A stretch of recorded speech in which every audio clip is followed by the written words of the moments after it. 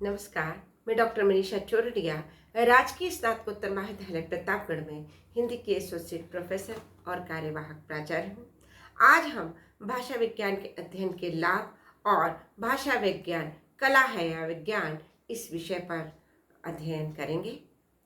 भाषा विज्ञान के अध्ययन से हमें अनेक लाभ होते हैं, जैसे अपनी चिर परिचित भाषा के विषय में जिज्ञासा की तृप्ति या शंकाओं का निर्मूलन, ऐतिहासिक तथा प्राग ऐतिहासिक संस्कृति का परिचय, किसी जाति या संपूर्ण मानवता के मानसिक विकास का परिचय, प्राचीन साहित्य का अर्थ, उच्चारण एवं प्रयोग संबंधी अनेक समस्याओं का समाधान, विश्व के लिए एक भाषा का विकास और विदेशी भाषाओं को सीखने में सहायता, अनुवाद करने वाली तथा स्वयं टाइप करने वाली एवं इसी प्रकार की मशीनों के विकास और निर्माण में सहायता, भाषा, लिपि आदि में सरलता, शुद्धता आदि की दृष्टि से परिवर्धन में सहायता।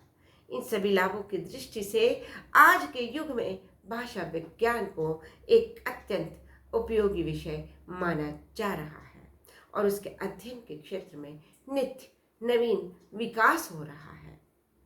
अब हम जानेंगे कि भाषा विज्ञान कला है या विज्ञान। भाषा एक प्राकृतिक वस्तु है जो मानव को ईश्वरीय वरदान के रूप में मिली हुई है। भाषा का निर्माण मनुष्य के मुख से स्वाभाविक रूप से निश्चित ध्वनियों के द्वारा होता है। भाषा का सामान्य ज्ञान इसके बोलने और सुनने वाले सभी को हो जाता है। यही भाषा का सामान्य ज्ञान कहलाता है। इसके आगे भाषा कब बनी, कैसे बनी, इसका प्रारंभिक प्राचीन स्वरूप क्या था, इसमें कब कब क्या क्या परिवर्तन हुए और उन परिवर्तनों के क्या कारण हुए अथवा कुल मिलाकर भाषा कैसे विकसित हुई, उस विकास के क्या कारण है, कौन सी भाषा किस दूसरी भाषा से कितनी समानता या विषमता रखती है, यह सब भाषा का विशेष ज्ञान या भाषा विज्ञान कहा जाएगा। इसी भाषा विज्ञान के विशेष रूप अर्थात भाषा विज्ञान को आज अध्ययन का एक महत्वपूर्ण विषय मान लिया गया है।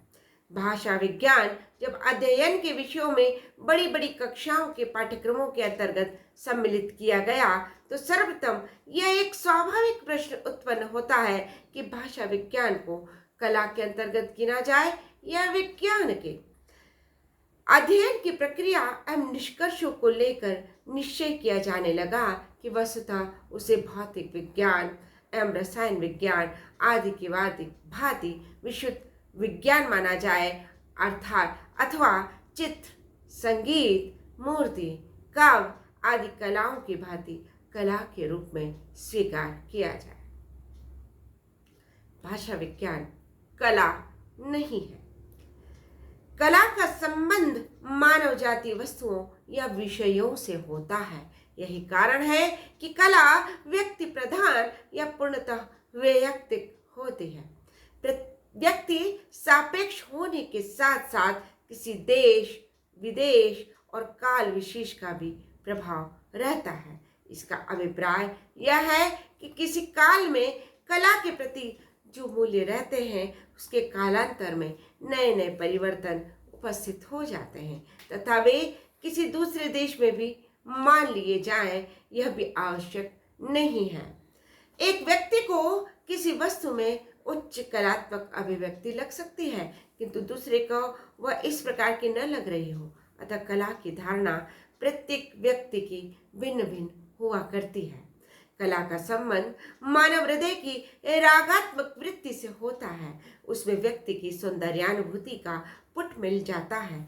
कला का उद्देश्य भी सौंदर्यानुभूति कराना या आनंद प्रदान करना है, किसी वस्तु का तात्विक विश्लेषण करना नहीं। कला के स्वरूप की इन सभी विशेषताओं की कसौटी पर परखने से ज्ञात होता है कि भाषा विज्ञान कला नहीं है, क्योंकि उसका संबंध हृदय की सरसता वृत्ति से न होकर बुद्धि की तत्वग्राही दृष्टि से होता है।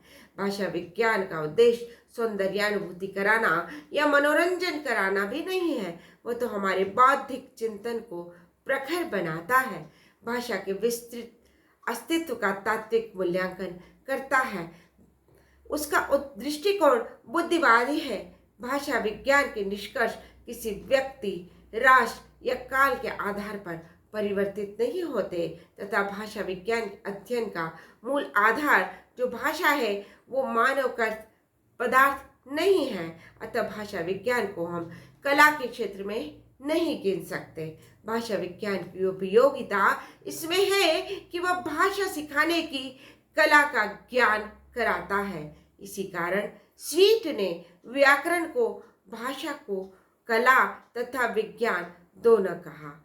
भाषा का शुद्ध उच्चारण, प्रभावशाली प्रयोग कला की कोठी में रखे जा सकते हैं। आज इतना ही। धन्यवाद।